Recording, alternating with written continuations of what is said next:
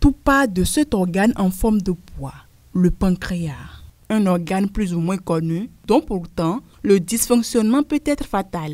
Le diabète lui est associé. Le diabète actuellement est un problème capital de santé publique dans le monde à cause de la prévalence, avec une évolution exponentielle dans le monde et qui est liée à une sécrétion et ou action de l'insuline dans l'organisme associée à des troubles métaboliques de glucose, lipides et protéines. Ce que je veux que vous compreniez, c'est juste qu'il y a un taux de sucre élevé dans le sang. Quand le taux de sucre est élevé dans le sang, le pancréas produit l'insuline, une hormone qui permet au sucre de rentrer dans les cellules pour être utilisé comme source d'énergie. C'est pourquoi, lorsque la glycémie est trop basse ou trop élevée, l'organisme réagit. Le signe que nous cherchons le plus, c'est la polyurie.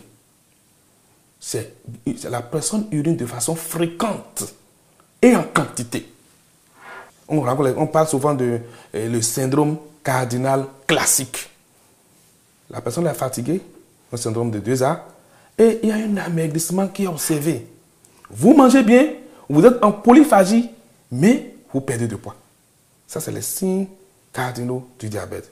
Le diabète, autrefois considéré comme rare, est devenu l'une des maladies les plus redoutées de notre époque. Il en existe plusieurs types, sans cause précise, mais avec des facteurs de risque liés à chacun. Un mauvais mode de vie peut entraîner l'apparition de le premier type de diabète, qui est le diabète de type 1, le diabète des enfants. C'est-à-dire que les cellules qui sont au niveau du pancréas et qui sécrètent de l'insuline sont autodétruites par l'organisme. Le diabète de type 2. Et ce type de diabète est lié à l'hérédité. Soit le père, soit la mère est diabétique. Et ça survient chez les personnes âgées, souvent en surpoids ou ayant une obésité.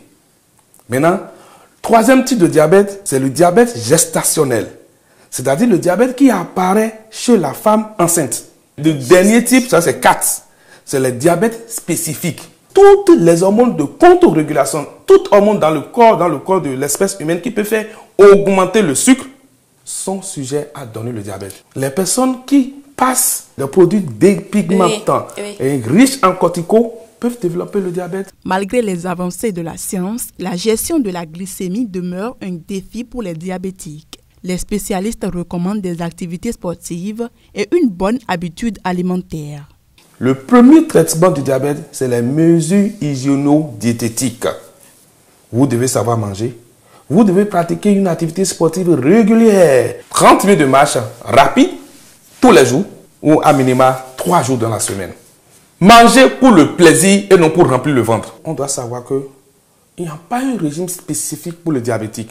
Le diabétique peut tout manger, mais avec modération. Et ça s'applique à tout le monde. Que vous soyez diabétique ou pas, à partir de certains moments, vous avez déjà 35-40 ans, vous devez manger avec modération. C'est dans la quantité que la glycémie se lève. Aujourd'hui, les diabétologues disposent des pompes à insuline et les capteurs de glucose pour soulager les personnes atteintes du diabète. Toutefois, diabétique ou non, contrôler régulièrement son taux de glycémie permet de prendre en main sa santé.